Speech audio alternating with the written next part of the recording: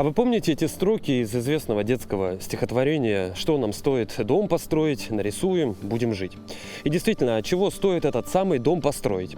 А, например, школу или больницу? А что, если все это строительство идет в условиях самого холодного региона страны? Ответы на эти и многие другие вопросы касаемо строительства мы попытались найти вместе с министром строительства Якутии Виктором Романовым.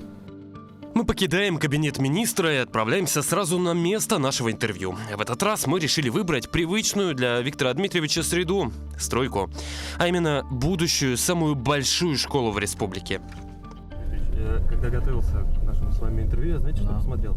Что вы начинали в сфере строительства, потом уходили в ЖКХ и опять вернулись в сферу строительства.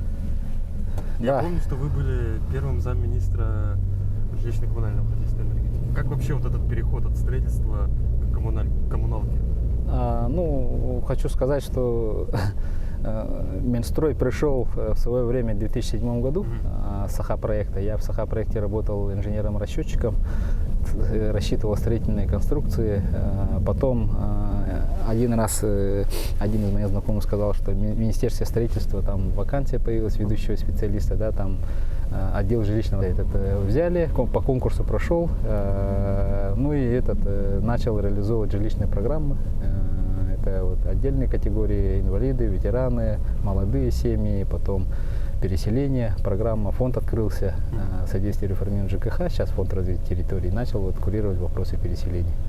Очень много находился в Москве, защита заявок, там фонд новый, все люди новые, и месяцами рассматривали заявки, и не просто было защитить, но мы вот совместно с районами, с муниципальным образованием там на месте прямо исправляли и все это защищали и получали федеральные деньги. Новая школа на 990 учеников, которые присвоили имя первого президента республики Михаила Николаева, откроет свои двери уже в этом учебном году. Общая площадь школы составит 17 тысяч квадратных метров. Мне всегда было интересно, строитель, он же архитектор, он же человек около творческой истории, да? То есть вот вы когда видите, творческо-технической, вот вы когда на бумаге проект видите, и потом приезжаете в него, вот уже ходите по его улицам, по его, так скажем, пространствам, что испытываете? Что чувствуете? У нас не знаю, вот как раз-таки архитекторов, строителей, да, наверное, в первую очередь развито воображение. Воображение. Например, я как представляю. Вот вначале речь идет, ты об объекте ничего не знаешь, вот тебе говорят, мы едем на школу 990. Что представлять? Школу. Вот я сегодня представлял просто большую школу. Да, вот сразу в голове образуется формат школы, да, 990 это большая школа, да, и вот начинаешь вникать, и, соответственно, когда смотришь на бумагу, в голове образуется образ этой школы. Например, вот когда я проектировал, рассчитывал, я представлял само здание, которое уже стоит, и там уже смотрел какие-то недочеты. Виктор Дмитриевич, ваш весь профессиональный путь, он так или иначе связан со сферой строительства. Откуда увлечение именно стройкой и всей этой сферой? Со студенческих лет уже затянуло, да, стройка, потому что там больше мне нравится на самом деле инженерные решения, да, расчеты, что как двигается, несет и так далее. Мне со студенческих лет нравилась теоретическая механика. В республиканском олимпиаде там 2-е место занимал в свое время. И по окончании учебы я выиграл конкурс, который проводил Саха-проект, и получил должность. И уже будучи, когда учился на 5-м курсе, я уже работал в Саха-проекте и уже получал там, реальные проекты делал и получал за это зарплату. После окончания, получается, я продолжил работу там, в Саха-проекте, и в целом с малых лет тоже особые эти моменты есть, которые я могу отметить, но все к этому шло. Я считаю, что в сфере строительства это, мне кажется, определилась судьба, да, и я, не делая никаких резких движений налево-направо, получается, по этой судьбе пошел. А чем именно привлекло? Ну вот, допустим, в медицину кто идет, их привлекает тем, что они спасают жизни. Там, не знаю, в спорт, ну, понятное дело, активное развитие. Чем строительство привлекает? Ну, что-то, наверное, создавать новое, в первую очередь, да, вот желание. И вот интерес созидания, вот когда я проектировал, вот все время какие-то вот, ну, новые же объекты делаешь, да, и любой объект, он считается с нуля начинается. И вот когда ты проектируешь, а в определенном другом этапе жизни, когда ты, допустим, в Министерстве строительства работаешь, да, ты знаешь, как этот проект делается, потом видишь, как конкурсы проводятся, подрядные организации строят, и уже видишь, как этот объект создается на какой-то территории, потом люди там заселяются в жилой дом, например, да, то есть как бы вот это мне вот нравится, и сам процесс создания, начиная от проектирования, меня тоже как бы, ну, увлекает. Могу сказать по-простому, что мне на самом деле нравится управлять проектами. Любыми. Ну и в любом случае финальный результат — это человеческий, это Да. человек. Я всегда своим коллегам тоже говорю, что иногда некоторые, ну, говорили, что вот мы получили ЗОС, все, типа мы строители завершили работу.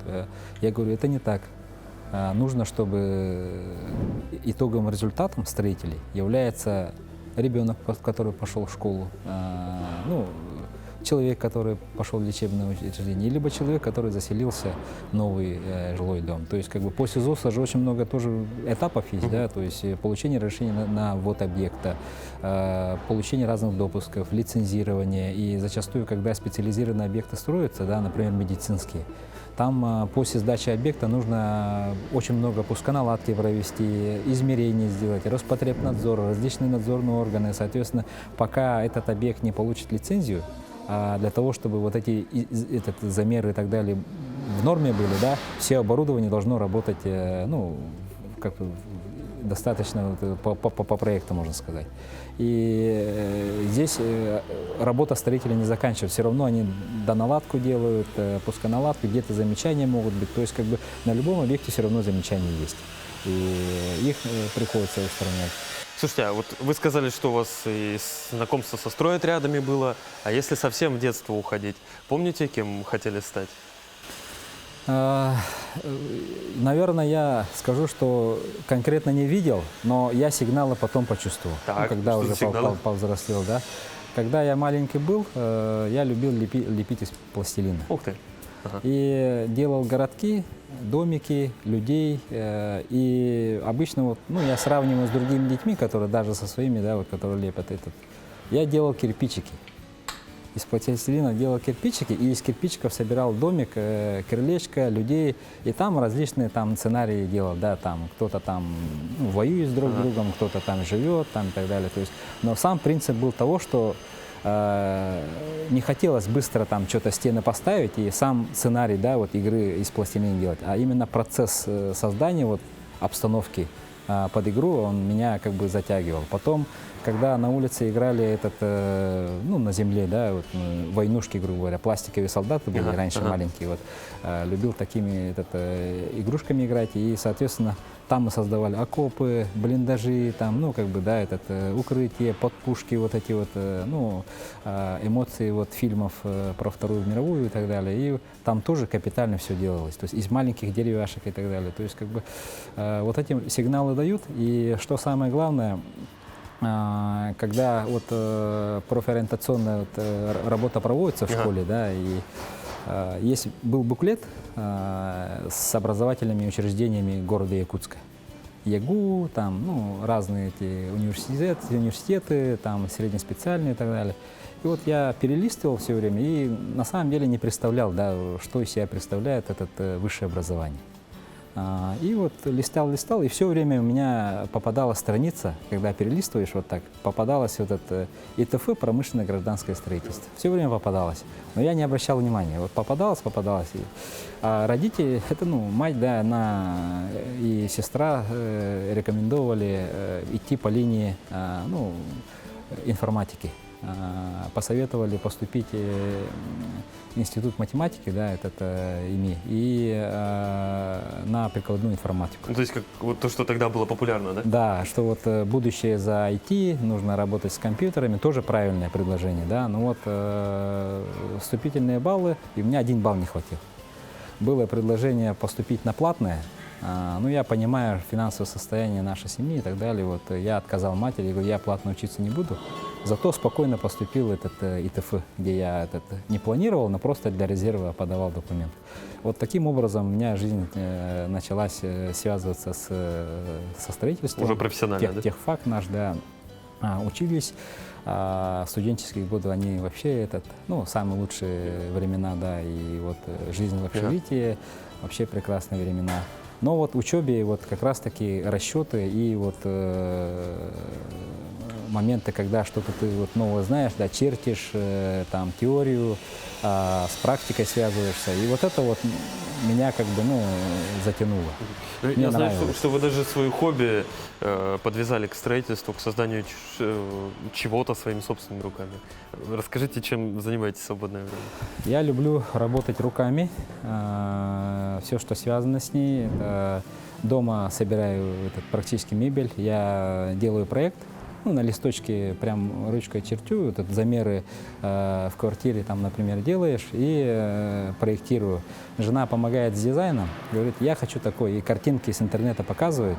Вот нужно так, цвет фасада, там, полки такие, там, ну, я вот это все черчу и размеры делаю и заказываю на резку.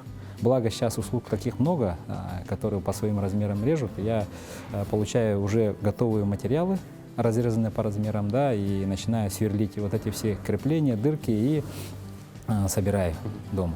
А что вы уже собрали? Я, ну вот, с первой квартиры там абсолютно все, гардеробы, кровати, потом вот сейчас, вот, получается, недавно, получается, в прошлом году собрал гардеробную дома, на даче тоже вот матери кровати для детей, да, для гостей. Потом также для ванных комнат из керамогранита. Первый опыт. То есть, как бы, хотел заказать столешницу под раковину. Выпилили, что ли? Я заказываю, они говорят, ну, очень дорогую цену сказали. Я говорю, вот, ну, таких возможностей нет. Я посчитал, говорю, купить 1 керамогранит, это стоит 3000 рублей, да. Там кусок фанеры и профиль для гипсокартона. И вот собрал, взял эти вещи и разрезал, и получается из керамогранита сплошную столешницу для, как бы, ну, ванны сделал, например, да, фасады сейчас хорошие делают. Раньше, если все из ДСП было, или там вот скользящие двери, грубо говоря, да, а сейчас хорошие фасады под любой размер. Единственное, вот когда вот в новую квартиру переехали, жене сказал, что ладно, я кухню не буду собирать, кухню закажем. Задорого, но закажем. Да, чтобы она прям дизайн сама подобрала, как хочет, расцветку сделала, и чтобы потом вопросов по качеству не было, что это вдруг. Ну, я считаю, что качество, вот смотря на ту мебель, которая собирается вот на заказ, и то, что я собираю, ну, может быть, качество немножко отличается, но функционально и по цене она выходит значительно дешевле, да. Вот еще один пример, вот на даче матери вот камин собрал, печку из кирпичей каминную. То есть всю вот эту вот дверца, облицовку, да? Это все вот сварил сам сваркой. То есть как бы вот эти все технологии, сварку уже я еще в студенчестве, да, вот расчет катетов, все теорию сварки и так далее знаю. И вот по практике тоже никогда не учился, но вот так получилось, что начинаешь варить, и у тебя, ну, я считаю, что неплохо получается, да, и вот это мне главное нравится. Слушай, но, к сожалению, с каждым вот годом, грубо говоря, времени все меньше и меньше, и, конечно, не достает времени. Ну, грубо говоря, времени меньше, потому что вы сейчас не только для себя строите, но и для всей республики. Вот так сильно грубо. А есть что-то, что в строительстве не умеете? Сварку умеете, керамогранит, да, кухни делать, да, там, есть что до сих пор не поддается рукам? Ну, я не знаю, вот плитку, покраску я делал, да, квартире ремонт сам делал, то есть керамогранит ложить, плитку резать и так далее, ванну устанавливать, это все нормально, двери устанавливать тоже. В студенчестве я же каждое лето здесь оставался. Ага. Начиная вот с первого курса, летом оставался и работал на стройке. Благо вот Терентий Афанасьевич наш декан поддерживал и говорит, те ребята, которые хотите работать, оставайтесь. И договаривались с бригадами, со строителями, чтобы они брали прямо на работу, не как на практику. И мы работали все лето. Вот, например, я бетонщиком работал здесь на Кулаковского, вот объект, там несколько, 2-3 плиты залили. Вот на Дзержинского, Лермонтова, тоже здание, там тоже плиту одну заливали. То есть как бы уже будучи студентом, я руками почувствовал, как бетонная работа делается, и как вяжется арматура, собирается опалубка, высотные работы, когда ты высоко на каркасе стоишь и работаешь. То есть как бы вот эти все моменты я почувствовал уже студентом. И вот когда проектировал, ты уже знаешь, как производится работа, и это тоже помогает. И вот сейчас, когда руковожу, грубо говоря, вот стройками, да, вот в целом реализацией программ, и зачастую мы вот на таких объектах очень часто бываем, потому что для того, чтобы принять управленческое решение, нужно знать текущую ситуацию, истинную ситуацию, да, вот, и иногда может информация искажаться, да, и вот когда ты на объект приходишь и действительно воочию видишь, какая ситуация на объекте, какие проблемы есть, проще принимать правильные решения, да, вот. И, соответственно, где объекты там имеют проблемы, и вот иногда говорят о том, что там что-то сложно сделать, вот, я не верю.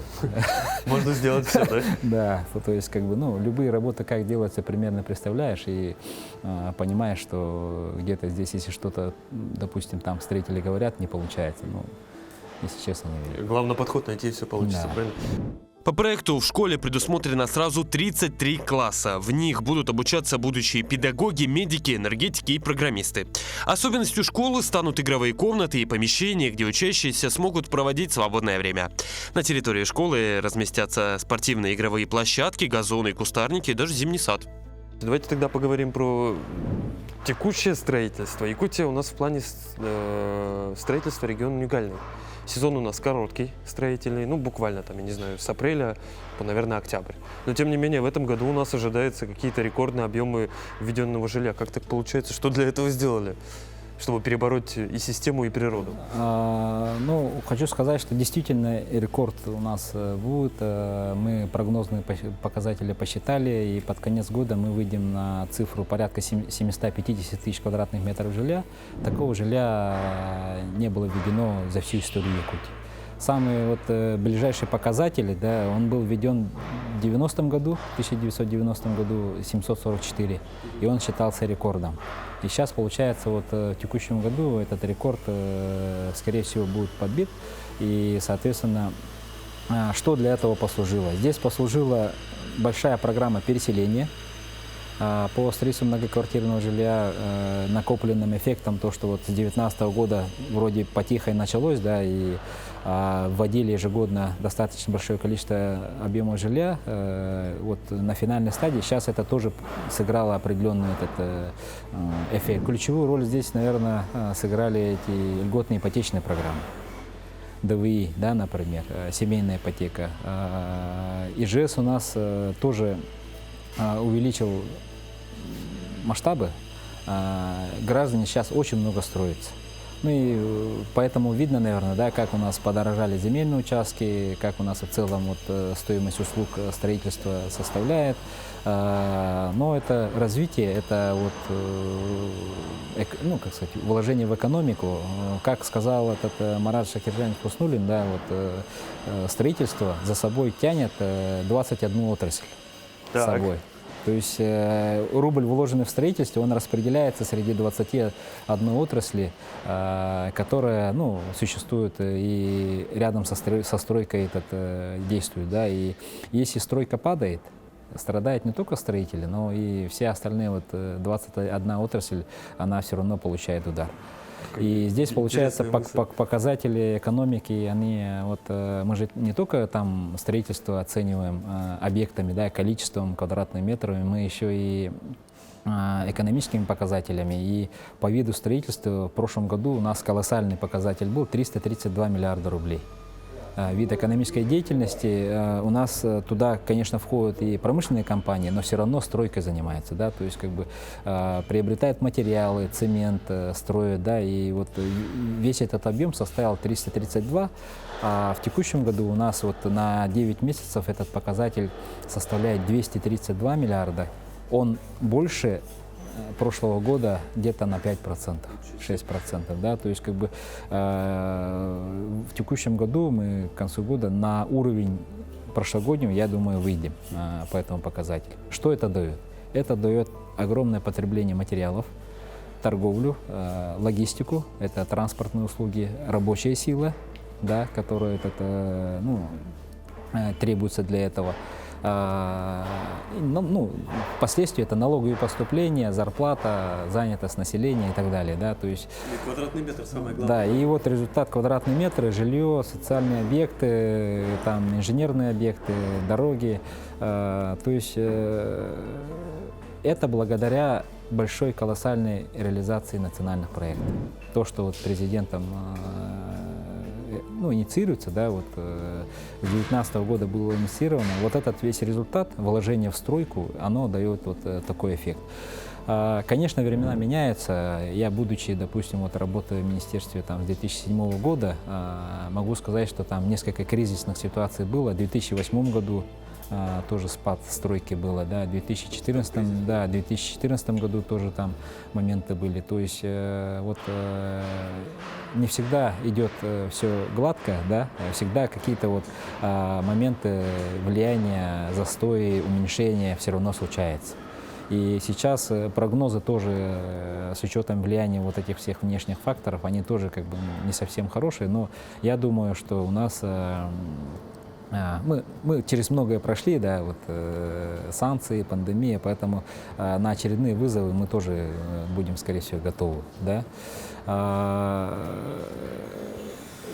Это дает потребность в рабочих силах. У нас, к сожалению, не полностью обеспечивается рабочая сила. Я до этого говорил, потому что сезон он начинается весной и заканчивается осенью, да.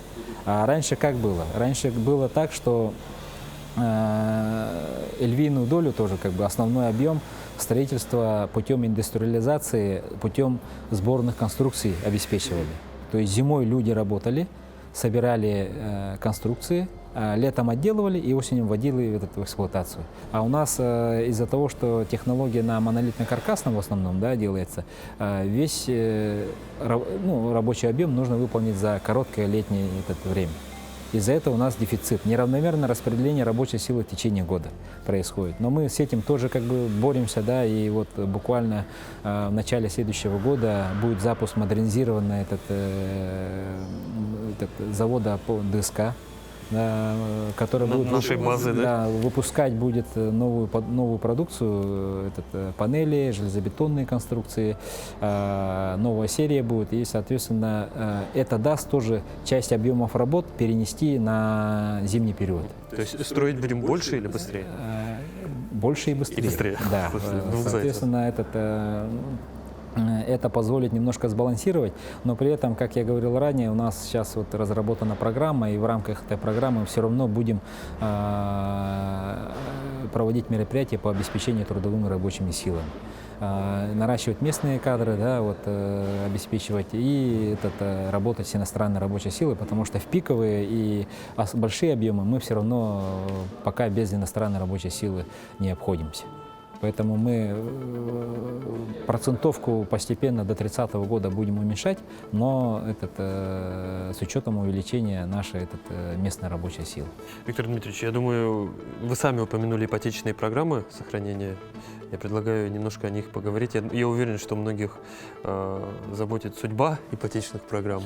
Как у нас с ними будет история? Есть ли какие-то прогнозы от Минстроя в целом России, от ваших коллег с Минэкономразвития?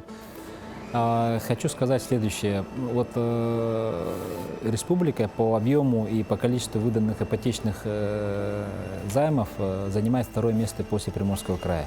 На Дальнем Востоке? На Дальнем Востоке, да. Это вот по ДВИ, по семейной ипотеке. И объемы очень большие. Это, естественно, финансирование стройки, что дает вот, квадратный метр, так сказать. Да. Но вот мы знаем, что вот с осени этого года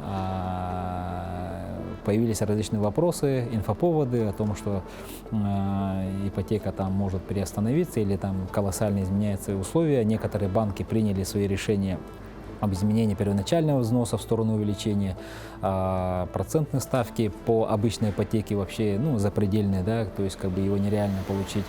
И здесь возник вопрос, что дальше?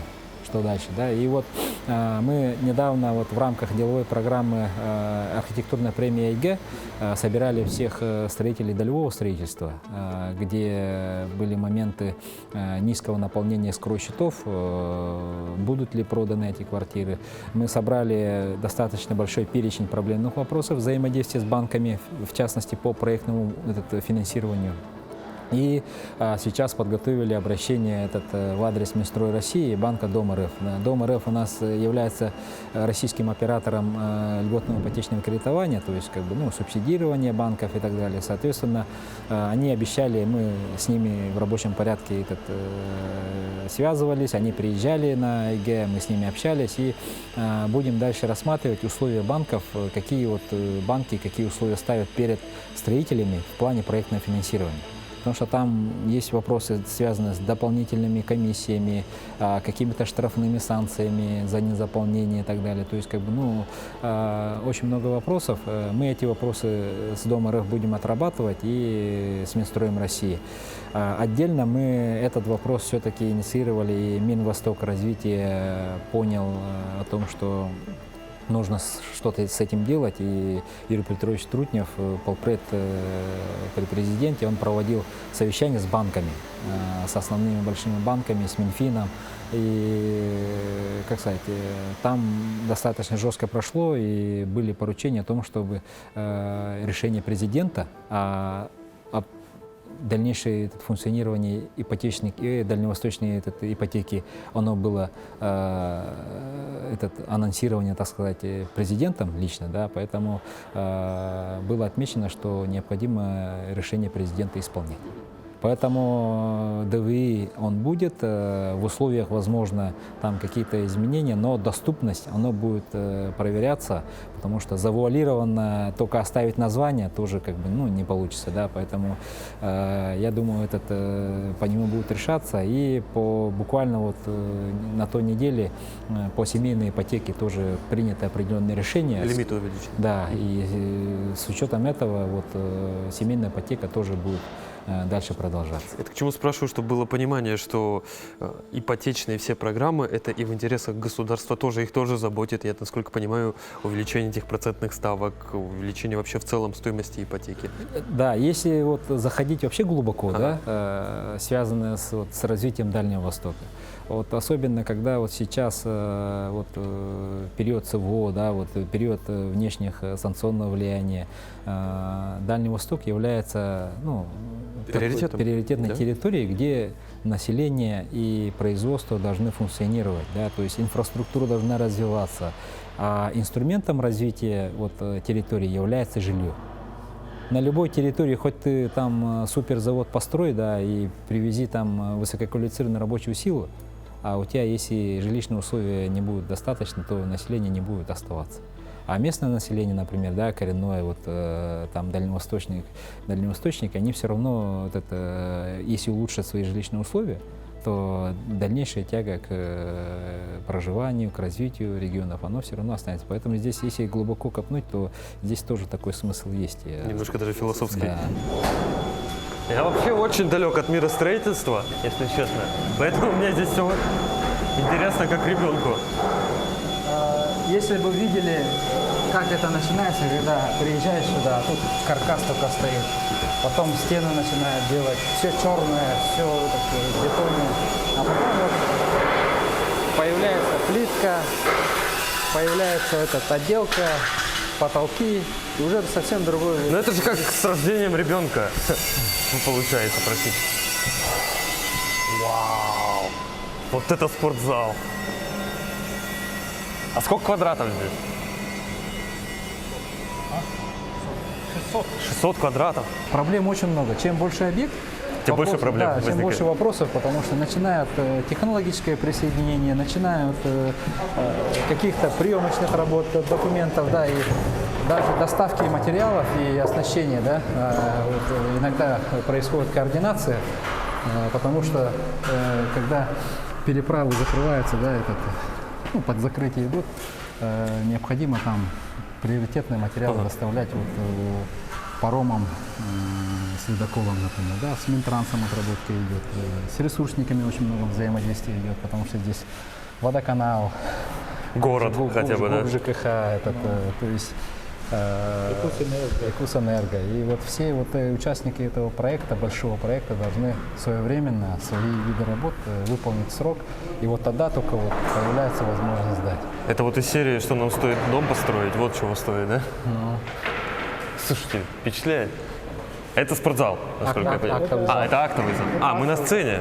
Мы на сцене, Вау. Давайте тогда поговорим о жилье для тех людей, которых переселяют в рамках программы. Я понимаю, что очередь большая, что очередь она длится, это программа поэтапная, расселение граждан из ветхого и аварийного жилья, строятся новые какие-то объекты, причем комплексной застройки, как, допустим, вот здесь, который неподалеку расположенный микрорайон Звездный. Как идет программа, сколько нам еще осталось переселить, сколько, самое главное, снести и некрасивых, и некомфортных для проживания домов? У нас текущий план этого года выйти накопительным итогом с 2019 года на 889 тысяч квадратных метров. У нас по программе с 2015 года по 2025 план 1 100 000, но мы выходим на 889, потому что у нас есть дефицит. Да, дефицит достаточно большой. Этот вопрос поднимался вот Арсением Сергеевичем на уровне президента, когда он приезжал, потом вот ряд встреч были. И в связи с целой обстановкой с дефицитом мы часть объемов, к сожалению, переносим на следующий этап программы. Но при этом Фонд развития территории и Минстрой России немножко поддержали. В следующем году дополнительно 1,5 миллиарда должны выделить, и мы за счет этих средств еще плюсом там 10-15 тысяч квадратных метров дополнительно расселим. Что касается количества граждан, то мы в этом году выходим на 46 тысяч человек. Это за весь год? Это с 2019 года накопительным. Да, это вот, ну, если 1 миллион населения, то с 2019 года 5% населения, которое раньше проживало в аварийном жилищном фонде, она переселилась в новое жилье. В рамках нового у нас проекта «Инфраструктура для жизни» эта программа продолжается, переселение. Предполагается, изменение механизма будет, но вокруг этого механизма там, ну, обсуждения идут, окончательные решения не приняты. И до 30 года мы должны расселить еще дома, признанные с 1 января 2017 года до 2022 года. Это плюс еще 1 100 000. Еще миллион. Еще 1 100 000. При этом внутри этого у нас есть отдельное решение президента по якутской агломерации, где мы должны дома, признанные до 1 сентября 2023 года, должны расселить по городу Якутску. По Якутску. Это более 400 тысяч квадратных метров, это тоже достаточно большое количество, порядка 1000 домов. 900 А есть куда переселять?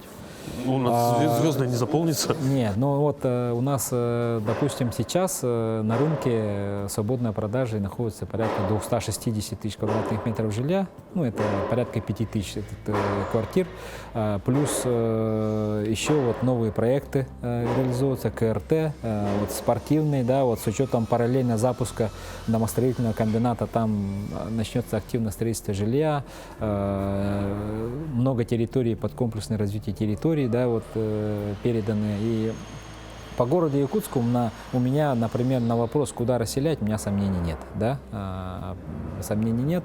Продолжение Звездного будет. В районах у нас действительно, вот, ну, как сказать, особенно в отдаленных, да, не все подрядные организации готовы работать. ну, сложная логистика, вот, непредсказуемые там затраты, да, которые иногда высокие риски, можно сказать. А нам же не обязательно в районах создавать вот те же самые КРТ, огромные человейники, как их называют. Мы же можем, ну, в моей теории, строить им и частные дома. Или нет? Частные дома в рамках Просто, программы ну, переселения. В селе, мне кажется, частный дом будет, так скажем, долгожданнее и приятнее. Ну, со всей инфраструктурой, еще и с огородом. Частные дома, они в рамках переселения могут быть приобретены только гражданами, собственниками, которые получили выплаты, то есть деньгами получили, и они сами распоряжаются, да, квартиру покупать, жилой дом покупить. А то, что у нас по государственным контрактам и в основном формируется муниципальное жилье или обменный фонд для собственников, да, это вот только идут жилые помещения. И поэтому в любом случае мы в муниципальных районах будем строить многоквартирное жилье. Это большое подспорье для развития наших районов, да, потому что вот за последние 5 лет вот можно приехать в какой-то административный центр нашего района и вот прям видишь, что преобразование очень ощутимо. Поэтому эта программа, она достаточно эффективная. По финансированию, естественно, вопросы есть, не на все хватает, да, но мы как бы дальше будем продолжать работу с федеральным центром и вот различными механизмами по увеличению эффекта от реализации этой программы. Виктор Дмитриевич, мне всегда было интересно, для меня строительная сфера – это прежде всего бизнес. Ну, я думаю, для многих. Как вот взаимодействуете с представителями бизнес-сообщества, какие у них сегодня есть вопросы? Действительно, стройка – это бизнес, это большие риски для строителя. При этом я считаю, что государство должно участвовать в этом путем регулирования. Есть полномочия, это то, что федеральный центр регулирует, есть наши функции, да, допустим. Мы, например, для участников программы переселения мы каждый год рассчитываем и утверждаем стоимость квадратного метра. Мы стараемся учесть все объективные затраты, которые там несут, да, и, соответственно, установить ту цену, которая обоснована. И это позволит как бы, своевременно построить, и государство не потратит там больше, чем нужно, да, а строитель не уйдет в убыток и дальше будет осуществлять свою экономическую деятельность. То есть вот такие виды регулирования. По долевому строительству Минстрой смотрит реализацию проектов долевого строительства, да, для того, чтобы обман тудольщиков не было. То есть, как бы, строители по долевому строительству приходят, строят, и они должны продать свои квартиры. То есть, как бы, если мы смотрим то, что близится срок завершения разрешения на строительство, например, да, а экскроу счет не заполнен, например, да, там до 30% не хватает, это уже сигнал, чтобы среагировать, потому что будут ли проданы дальше эти квартиры, не появятся, да, обманутые дольщики, вот те, которые купили в этом доме, сможет ли достроить строитель, этот жилой дом, вести, потом дальше получить прибыль или там, он не продавая квартиры, будет себе на процентном банках убыток уходить. То есть, как бы, вот эти все моменты, я считаю, что в основном это вот регулирование, да. По госзаказам это взаимоотношения заказчик-исполнитель по 44-му заказу, да, вот мы деньги даем, требования к объекту выставляем, что такой объект должен появиться, и мы требуем от строителей, чтобы они дали такой результат. Конечно, есть моменты также как взаимопомощи, так сказать, да, чтобы увеличить компетенции. Это вот различные образовательные программы, да, то есть проектная организация, переход на BIM-технологии. В прошлом году мы сумели перед Новым годом обучить свыше 120 представителей как бы наших подведов и проектных организаций BIM-технологиям на базе СФУ, например, да, то есть как бы организация таких мероприятий, обучающих районам, в частности, заместителям глав районов по строительству, да, проводим встречи. В этом году мы тоже слет заместителей глав по строительству сделали по обмену опытом, потому что некоторые районы передовики, ну, как бы хорошо организовывают, хорошо строят. Некоторые, ну, имеют некоторые вопросы в стройке, да, и они вот, когда собираются, обмениваются опытом, друг к другу ездят, и мы показываем объекты, семинары по новым механизмам, в том числе и КРТ рассказываем. Они все это могут применить, и хочу сказать, что вот весной проводили семинар, грубо говоря, да, и сейчас уже в Алданском районе, в городе Алдан, подписано 5 решений о КРТ по ИЖС. То есть у нас в Якутске один КРТ по ИЖС по инициативе правообладателя был, да, в этом году. А сейчас буквально в декабре 5 решений создания вот квартальной застройки ИЖС в городе Алдан подписано, решение принято. То есть я считаю, что это вот новые знания получены, они транслированы, они реализованы и дают какой-то эффект. В следующем году будем констатировать, что в рамках КРТ построили жилые дома. Там, ну, это так, лесенка по лесенке, она идет. Шаг за шагом, короче. Да, Кирпичик за кирпичиком, говоря на вашем языке. В заключение хочу спросить. Мы очень долго согласовывали съемки наши с вами графики. То вы в разъездах, то мы не можем. Вот мне всегда было интересно, как вообще живется в таком тяжелом графике. Но сегодня вы условно в Якутске, завтра там в мае, послезавтра в Бердигистехе. Как вы сами к такому графику привыкали, приучали себя, и как семья относится? Семья, она привыкла, и огромная благодарность супруге, что она вот поддерживает такие времена. И, конечно, это, я считаю, что в ущерб семье идет, да, потому что не хватает времени воспитания детей. У меня сейчас вот 2 старшие студенты уже, да, младшему сыну вот, 4 класс учится, и я нехватку времени, вот ту жертву, которую вот несут, можно сказать, госслужащие, да, вот почувствовал, когда долгожданный сын родился. Я говорю, ну, это 14-й год был, я говорю, я воспитаю сына сам, там, буду учить спорту, охоте, там, буду воспитывать. А по факту у меня получилось так, что меня постоянно дома нет. Я начал это ощущать, и потом думаю, вот, ну, если я сам не могу вот это научить там спорту и так далее, нужно как бы, ну, все равно кому-то это другому надо делать. Поэтому я с 1 класса записал сына в клуб «Ботор» Белолюбский, да, то есть универсальное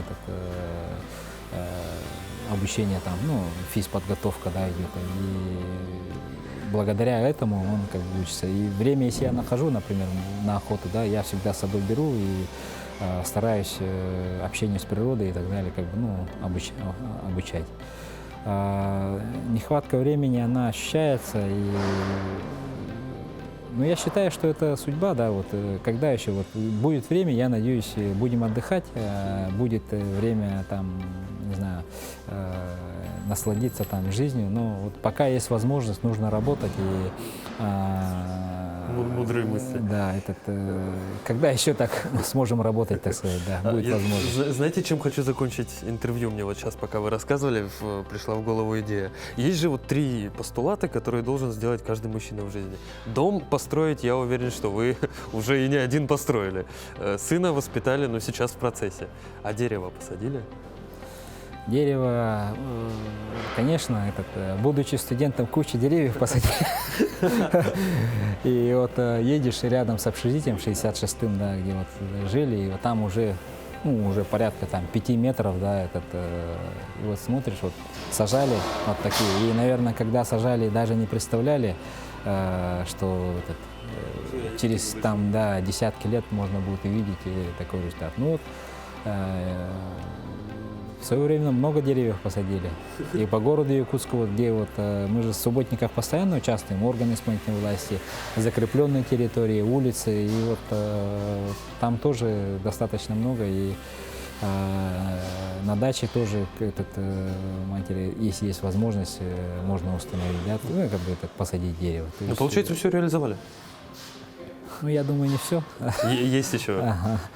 что-то в плане? Планы есть. Но я уверен, что они сбудутся.